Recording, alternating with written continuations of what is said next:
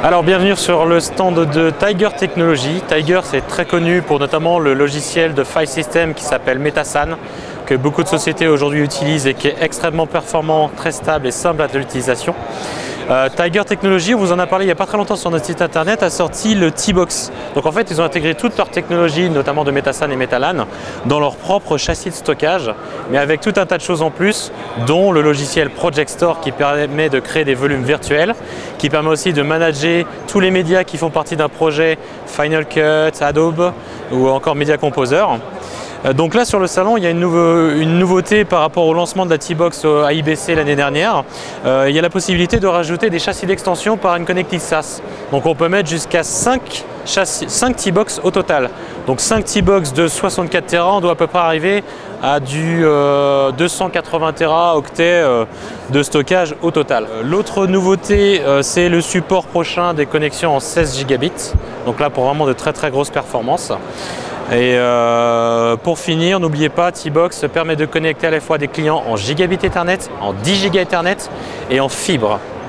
Alors juste un petit rappel sur ce que c'est T-Box. T-Box, c'est un SAN, c'est un stockage centralisé qui permet de connecter plusieurs stations de montage, ou pas seulement de montage, de graphisme ou quelle que soit la station, sur la même machine pour partager les médias, les projets, les fichiers dans une seule unité de stockage très performante et sécurisée.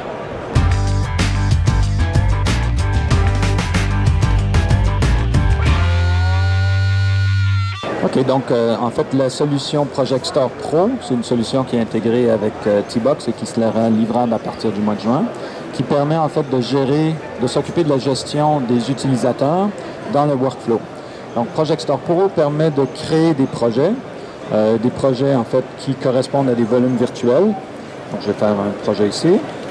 Et le projet peut soit être vide, donc en fait on fait un volume virtuel vide, ou alors on peut le remplir à partir d'un template, soit en utilisant uniquement l'arborescence du projet, en copiant toutes les permissions, donc tous les droits d'accès qui ont déjà été donnés au template, et aussi en copiant le contenu du template.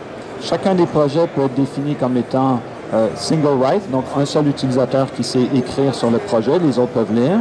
Un mode Avid qui permet la compatibilité avec Avid Media Composer avec le bin locking, ou un mode multi-user write qui permet à plusieurs utilisateurs de lire et écrire en même temps sur le projet. Donc une fois qu'on a créé ce projet-là, on peut arriver à... je l'ai mis en haut.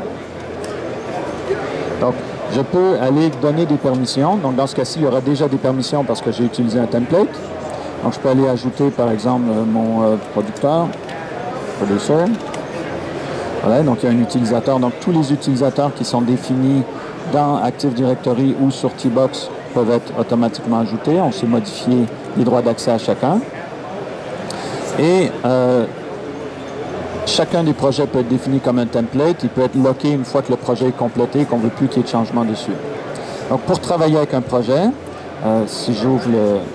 Voilà, donc ici, pour monter un projet, je peux venir le choisir en lecture seulement, en écriture ou en mode exclusif. En mode exclusif, il n'y a que moi qui pourrais avoir accès.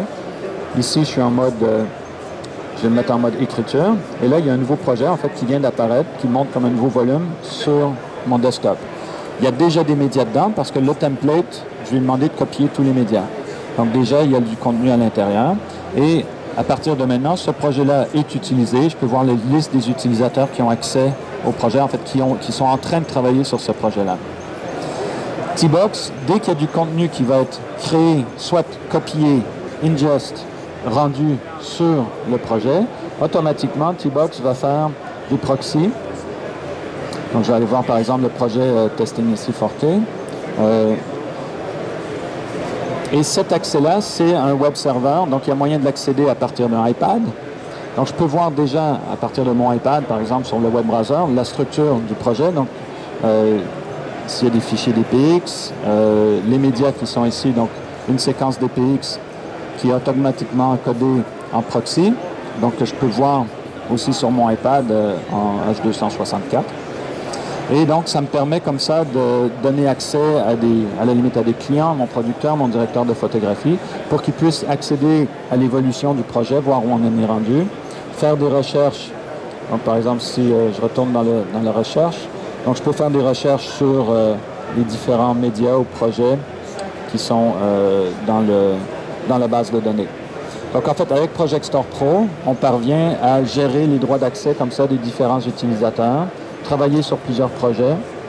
Donc ici, on peut voir tous les projets. En fait, donc il y avait le terme HD, que ce soit des clips, des séquences ou différents documents. Donc en fait, Project Store va analyser automatiquement tous les projets de Adobe Premiere, Avid Media Composer, Final Cut 7 et 10, va automatiquement analyser l'arborescence et relier tous les métadatas qui ont été ajoutés au clip de façon à ce qu'on puisse faire des recherches avancées sur ces métadatas-là. Et une fois que les projets ont été créés, ils ne prennent pas de place parce que ce sont des projets virtuels, donc il n'y a que le contenu du volume qui va utiliser de l'espace sur le disque principal. Et une fois qu'un projet a été archivé et effacé, cet espace-là redevient automatiquement disponible pour tous les autres projets qui en ont besoin. Alors voilà.